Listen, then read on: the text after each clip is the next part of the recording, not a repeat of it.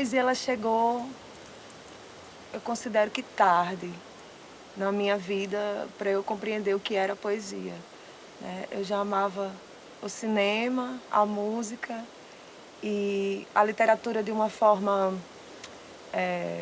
pela prosa, mas eu não tinha o hábito de ler poemas, de ler poesia. Entendia que estava ali intrínseco, né, dentro das outras formas de arte, mas ela de forma literal e literária eu não tinha. Até que eu passei a ler poesia e me senti com essa necessidade de me expressar dessa forma, sabe? Minha primeira experiência com as artes cênicas de menino no sertão foi o circo. Quando o circo chegava na cidade, no interior, juntava a molecada, né, para correr atrás do palhaço, aquela coisa toda, aquela imagem da lona, né, sendo montada, aquilo ali foi o meu primeiro encanto. Eu fui crescendo com essa vontade de ser do circo, de apresentar. E o nosso primeiro palco aqui no sertão são as escolas, né? Essa minha vontade eu trouxe para as escolas onde eu estudei, e sempre que tinha alguma atividade que eu era convidado a participar, eu participava, mas nunca com a ideia profissional, né? Claro, pensamento de criança, de moleque, né? Até que comecei a estudar numa escola pública, e um professor, que é o professor Félix, ele é professor de literatura e ele dava aula de português e literatura, e sempre envolvia nas atividades o teatro, né? Então ali foi onde eu conheci João Cabral de Melo Neto, né? Então assim, e aquilo ali começou a me encantar. E eu lembro que quando o Félix chegou e disse, olha, eu queria selecionar alguns alunos e alunas aqui para participar de uma apresentação e tal. Quando eu levantei a minha mão, aquela turma do futebol, né, já com preconceito, isso já década de 90, meados da década de 90, a galera chegou e disse, Alexandre, você vai fazer teatro, você vai participar dessa apresentação. Eu disse, não, eu gosto. Eu disse, não, você nunca fez isso? Não, eu fiz isso quando criança, né? Mas aí, então ficou aquela zoeira, né? Rolou aquela zoeira ali e tal, o pessoal... Mas aí eu fui. E a partir daí não parei mais. Minha vida musical começa em Olho d'Água do Borges. Vim pra cá, pra Mossoró, com 6 anos de idade. Então foi assim uma experiência muito forte para mim. O São João, lá da minha cidade, que é bem característico. Então as experiências musicais que eu me recordo das festas juninas. E quando eu vim para Mossoró, eu tive uma experiência muito interessante na minha escola, onde participei de um projeto social chamado Flauta Mágica. E comecei a estudar música. A experiência que eu tive na flauta eu conseguia passar para outros instrumentos. Assim foi com violão, assim foi com cavaquinho e com a sanfona em posterior, que eu ganhei de presente do meu pai com 18 anos. Comecei a estudar só, fui procurar alguns professores aqui em Mossoró. Eu conheci o maestro Cláudio, conheci a orquestra de sanfonas e comecei a tocar e ao mesmo tempo já me apresentar com a orquestra. O Cláudio já descobria que eu cantava, então eu comecei a cantar também, tocando sanfona. Ele tinha um projeto chamado Forró Sem Nó. Até hoje acredito que ele ainda encabeça esse projeto. E nesse projeto foi que eu me descobri como sanfoneiro e cantor. Porque dando ainda as primeiras notas, os primeiros acordes, ele já me provocava a tocar e cantar. O povo pensa que vida de cantor é brisa fresca, né? Mas não é só brisa fresca. A gente tem o lado de glamour também, que é a única parte que as pessoas veem, né? A parte que a gente vai pro palco, se apresenta, mas que antes disso é toda uma vida, né, dedicada. É muito difícil porque, né, vivemos numa sociedade, né, em um país em que não há a educação para que as pessoas compreendam o que é a arte, né? Elas consomem até a arte, né? Não de uma forma geral, enfim, mas acabam consumindo, vendo um filme, escutando uma música, mas elas desassociam aquilo, é interessante, desassociam aquilo como um ofício, né? É como se surgisse do nada. não sai no automático, assim, como muita gente pensa, né? Muita gente pensa que é só chegar ali e tocar, é como se você botasse um pendrive ali e saísse. O tocar, o ensaiar, mas também o empreender, que hoje o artista, ele tem que saber empreender muito bem. É suor, é luta, é suor, né? Chegar nas pessoas, tentar difundir o seu trabalho. O que é que eu percebi nessa jornada aí? Que no sertão, não é? O menino do sertão aqui, quando se fala em profissão, quando se fala em algo que você vai estudar, você vai fazer faculdade, você vai fazer universidade para ser doutor. Você vai fazer faculdade para ser advogado, para ser médico, para ser dentista, engenheiro, né? Enfim, para o teatro nunca te passa nem na memória, né, das pessoas como algo de você estudar, de você construir uma vida profissional no universo das artes. Então eu vivi toda essa trajetória, né, para chegar a esses questionamentos, né, que permeiam ainda hoje a nossa vida de artista. Doutor no Sertão.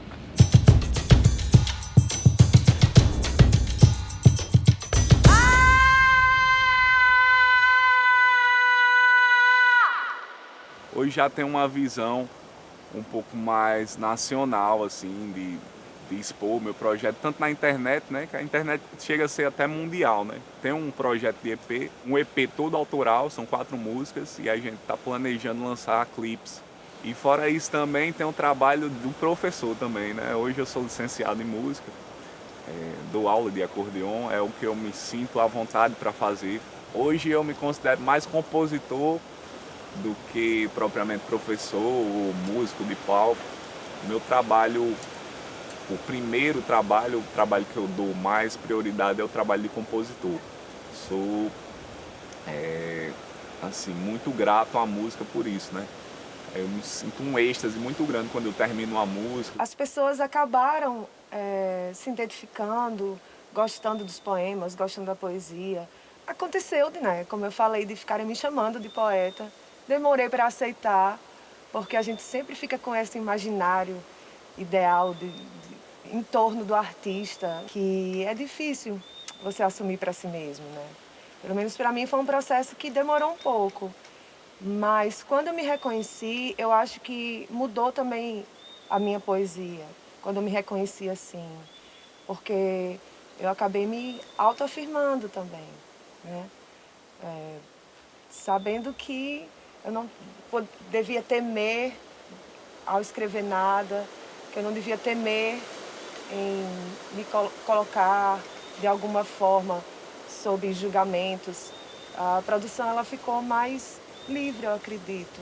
Eu me libertei e o que eu acabo fazendo acabou se libertando também, né? O músico também, antes de tudo, ele tem que vencer os seus medos, desde a infância até a sua parte de exercer o ofício, né? Em 2014 a gente fundou aqui a Trapeácia Teatral, né, que é o grupo que eu faço parte. Então esse coletivo começou a pensar o teatro já de uma forma profissional aqui, mostrar às pessoas da nossa cidade, da nossa região, que é possível você viver da arte, né, viver profissionalmente, você ter uma vida inclusive digna. E a partir daí a gente começou a ganhar o mundo mesmo, né, porque hoje com as redes sociais, né, com tudo isso que a gente vê aí, a gente começou a ganhar o mundo. E a gente entrou em projetos nacionais, a gente começou a participar de editais locais, estaduais e nacionais, e a gente, né, sentiu o prazer, né, de ser reconhecido no nosso município, mas também nas outras cidades no Brasil. Uma vida só não basta, para isso que tem a arte. No que eu escrevo, não são várias vidas, é só essa, mas são várias Adélias. Eu e tu, eu e tu, eu e tu e a solidão. Eu e tu e a solidão. E a solidão. A solidão de quem sempre foge e a solidão de quem sempre fica. De quem sempre foge e de quem sempre fica. A tua de viajante de beira de estrada. em fuga pelo sertão. A minha de rapariga de cabaré fuleiro, rejeitada pelo olhar, triste demais. Presa na aridez da terra, das imensas pedras. Dos sonhos que não florescem. Dos sonhos que não florescem, pois são de pó. Pois são de pó. Como a flor desenhada no para-brisa de um caminhão qualquer, que não se demora a ficar naquele lugar.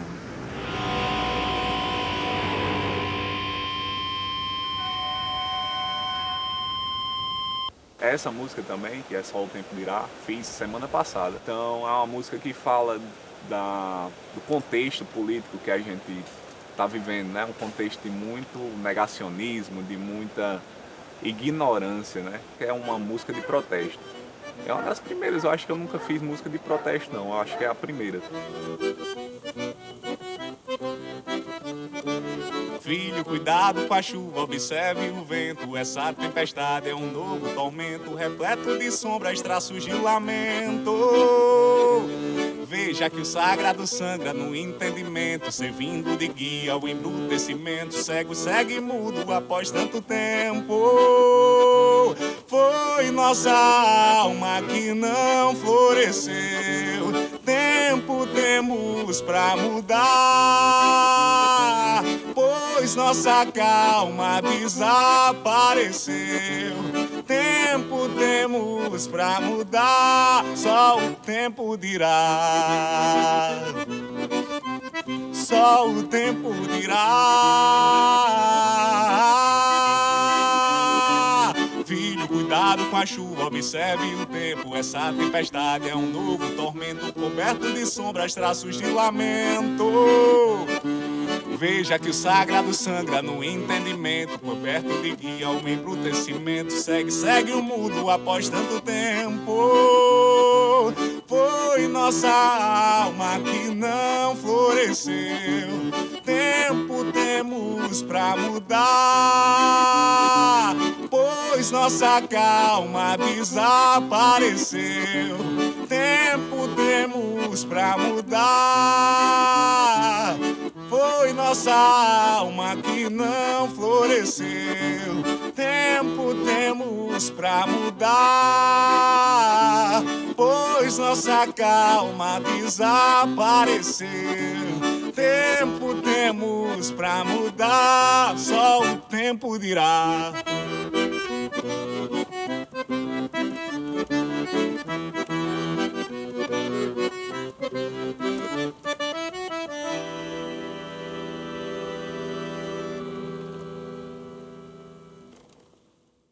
E de repente chega a pandemia, né? Que aí veio a pandemia e a gente sabe que a nossa classe, né?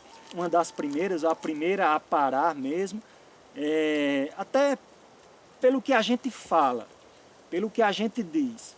Então a arte também faz com que a gente respeite, né? Agora, mais do que nunca, eu acho, nessa pandemia, essa ideia de nos juntarmos, né? Para, enfim, contribuirmos de alguma forma com o trabalho do outro, né? Parar de focar só em si. Acho que nesse período ficou muito mais claro a necessidade disso, né? E essa sensibilidade que a arte nos traz faz com que a gente sinta também esse peso, né, que pairou sobre o mundo todo. Tanta coisa absurda que a gente escutou, de um governo devastador mesmo, né, assim, sem amor, sem coração. Que a gente sofreu bastante por uma pandemia, mas também por um governo que se compara a uma pandemia também. Quem é do sertão sabe disso, né? Vem a chuva e a chuva vai levar muita coisa. Não vai levar essa seca, né, de pensamentos ruins, essa seca de maldade, essas atitudes ruins embora, e a gente possa florescer com muita arte aqui no sertão para reverberar pelo mundo todo. O ônibus quebrou-se. Descemos. A casa da beira da estrada era um oásis acolhedor no meio do sertão.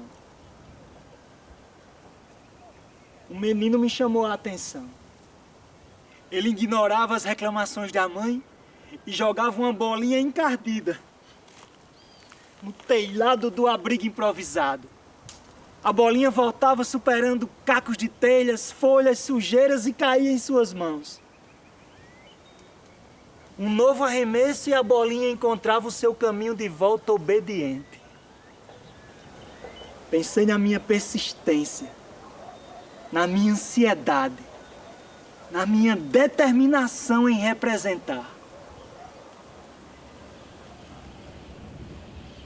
Tornei a observar o menino. Vi que a possibilidade da bola ficar presa era o que tornava a brincadeira fascinante para ele. Pensei na eterna busca artística que me faz namorar precipícios. A bolinha enganchou. Não lembro se o menino ria ou chorava. O novo ônibus chegou. Seguimos viagem. Ele logo adormeceu no colo da mãe. Alguma coisa dentro de mim disse que ia dar tudo certo. Ele adormeceu no colo da mãe. Alguma coisa dentro de mim disse que ia dar tudo certo. Alguma coisa dentro de mim disse que ia dar tudo certo. Alguma coisa dentro de mim disse que ia dar tudo certo.